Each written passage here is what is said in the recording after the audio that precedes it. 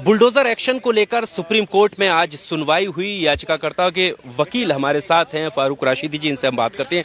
Sir, supreme court की तल्ख टिप्पणी इस पर आई है और कहा है कि सिर्फ आरोप के चलते जो है घर नहीं गिराए जा सकते। क्या कुछ चला है इस पूरे प्रक्रिया में? हमारा यही कहना है कि आप एफआईआर करते हैं किसी के खिलाफ, अगले दिन जाके घर गिरा देते हैं, उसमें कोई कानून का पालन नहीं होता है, ये कहते हुए कि इलीगल स्ट्रक्चर है। तो सुप्रीम कोर्ट ने उसी पे गाइडलाइंस मांगी है दोनों पार्टी से कि अगर इलीगल कंस्ट्रक्शन भी तो उसको हटाने के लिए क्या प्रोसेस फॉलो होगा, तो उस पे गाइडलाइंस के लिए सबसे राय मांगा है और उस राय को इम्प्लीमेंट करने के लिए 17 तारीख को मैटर फिक्स किया है सुनवाई के लिए।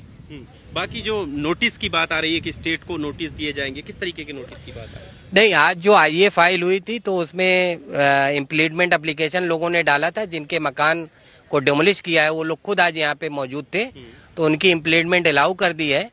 और कोर्ट ने कहा है कि हम ये जो गाइडलाइंस बनाएंगे पूरे भारतवर्ष में हर स्टेट में लागू होगी, पैन इंडिया लागू होगी। क्या जिन लोगों के अब तक घर टूटे जा चुके हैं, क्या किसी तरीके के मुआवजे की बात या कुछ इस तरीके की कोई बात सुप्रीम कोर्ट? बिल्कुल, मुआवजे की प्रेयर है कि अगर इलीगल कंस्ट्रक्शन नहीं है, आपने तोड़ दिया है, तो उनको मुआवजा बिल्कुल देना चाहिए। और अभी हाल में गुवाहाटी हाई कोर्ट ने एक मैटर में 36 लाख का मुआवजा पास किया है। वहां पे भी ऐसे ही घर तोड़ दिया गया था जो कि इलीगल नहीं था। तो वो भी प्रेयर है हमारी कि अगर इलीगल घर नहीं है, अगर आपने तोड़ा है, तो उसको मुआवजा दिया जाए।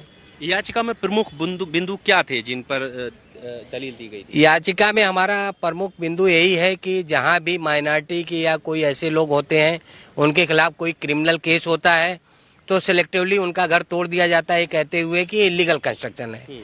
तो हमने कहा कि यहाँ पे कानून का पालन नहीं हो रहा, हमें ना नोटिस मिलता है, ना हमें अपील करने का समय मिलता है, ना तो हमें घर खाली करने का समय मिलता है। इमीडिएटली हमारा अगले दिन घर तोड़ दिया जाता है, उसके खिलाफ हम यहाँ आए थे। जो 3 राज्यों का जिक्र हुआ है, उनमें घटनाएं भी मेंशन की गई थी, किन किन घटनाओं को लेकर? हाँ बिल्कुल, राजस्थान में उदयपुर की जो अभी घटना हालिया हुई है, और मध्य प्रदेश में जो शहजाद अली का हुआ है, और एक उत्तर प्रदेश में हुआ है, उसको भी मेंशन किया गया था। अयोध्या में जो बेकरी और ये सब तोड़ी गई, उसको मेंशन किया था हम लोगों ने। अच्छा, तो इन सब चीजों को लेकर अब सुप्रीम कोर्ट ने क्या कुछ कहा है? अगली सुनवाई में किस तरीके की चीजें रहेंगी? सुप्रीम कोर्ट ने सजेशन मांगा है हम लोगों से, और सजेशन के हिसाब से वो लोग अपना एक गाइडलाइंस बनाएंगे जो पूरे भारतवर्ष में लागू होगी।